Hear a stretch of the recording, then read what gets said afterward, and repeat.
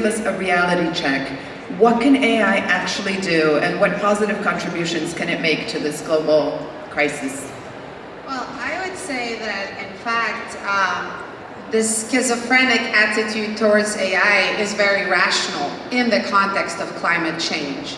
I do not believe that AI will take over the world anytime soon, but actually, in the context of emissions, for instance, in the context of energy policy, it's a very big challenge.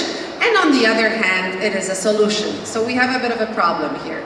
AI, through many different initiatives, or other people that stand behind AI and use AI for all these purposes, can be really beneficial when you think about predicting climate change, proper tracking of climate changes in the world. And in that sense, machine learning and many other disciplines of artificial intelligence can be really very helpful in saying what is exactly happening here and there. Funding is always nice, but we don't really need funding. We need collaboration that is open, that is transparent. We need data that can be used by us, academics, for the purposes that are academic or research-oriented and not only business-oriented. And we need open channels of collaboration. We also need more pressure from the public, from everyone. You can say to those who are in the spotlight, technological giants, we need you to address these issues because you also have the resources. You need to use the knowledge of scientists and your own infrastructure to make it happen. It's an example of unconscious bias, which remains one of the key barriers to achieving gender equality in tech and across society today. If you want to learn more about your own biases, I'd like you to take a look at this checkerboard, please, and determine what color squares A and B are. And keep looking at squares A and B as I quickly cover up the rest of the board. So I'm seeing some confused faces. Some of you are shaking your heads. So let me go back to convince you that I'm not playing any tricks here. In fact, this is your own brain playing a trick on itself. This is unconscious bias in action also. Our brains are prone to pattern-based thinking because there's so much information constantly coming at us that we simply have to take some shortcuts to make sense of all that information and to make decisions. This checkerboard pattern is an example of a very familiar pattern that you recognize right away. And you look at the board and you say, oh, square A has to be darker than square B, which in this case turns out not to be true. So the first takeaway from the checkerboard is, okay, we're all unconsciously biased. This is just a fundamental way that our brains work, the way our brains are wired. But there's another takeaway that I think is much more important. Who here still sees square A as being darker than square B, even though I already proved to you that they're the same color?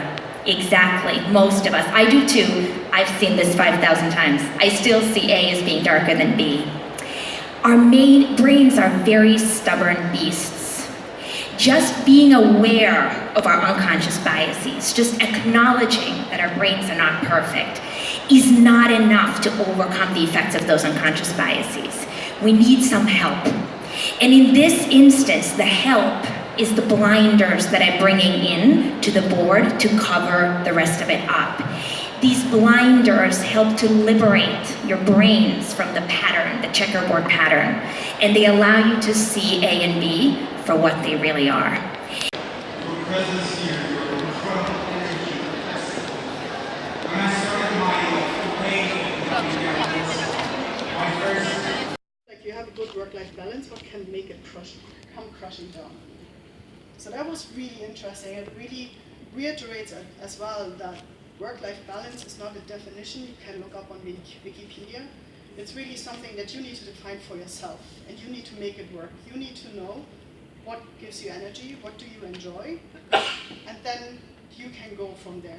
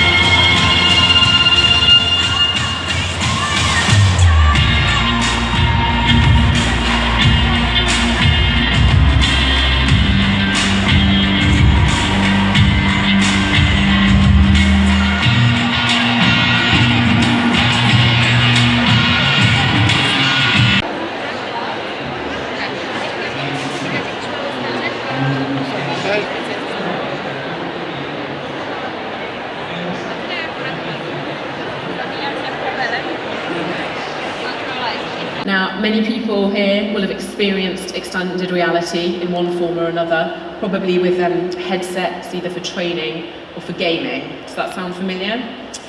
Well, extended reality can also be applied for good.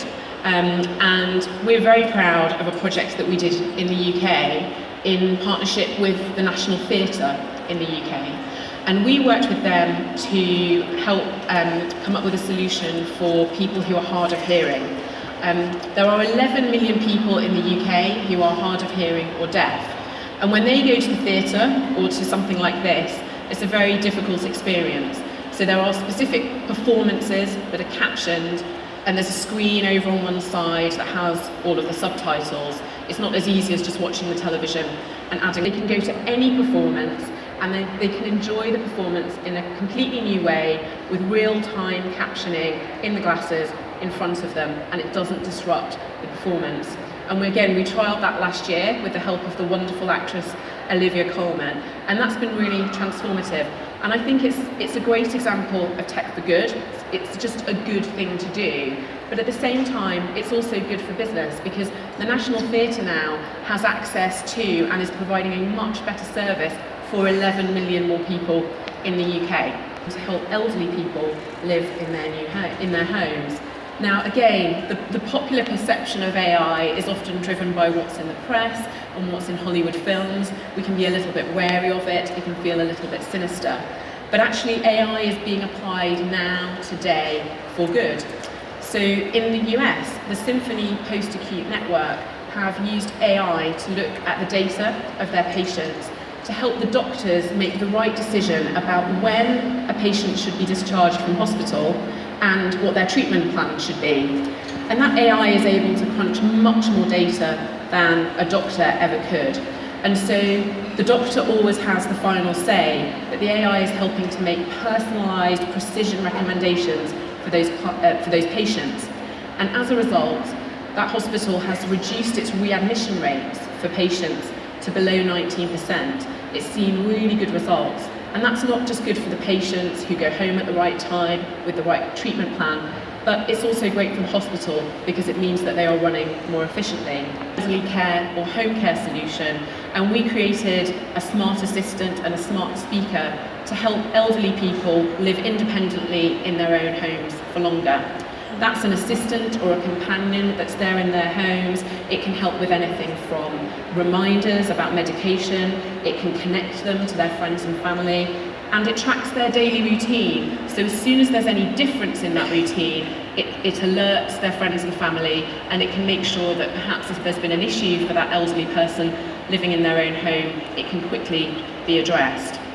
So apps can use that data to decide whether to give them access to credit and other financial services.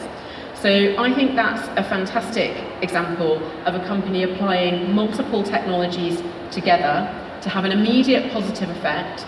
It's tech that's good for people, it's good for the planet, and it's also good for business. And just to come to a conclusion, you know, it's not just a gut feel that tech for good is good for business. Actually, we know that the opportunities for business go far beyond the kind of philanthropic things that perhaps have been confined and done slightly separately as part of corporate social responsibility. Companies who have consistently environmental, social, and governance strategy and performance ultimately deliver higher shareholder returns. So ultimately, those that are committed to tech for good are also doing good for business.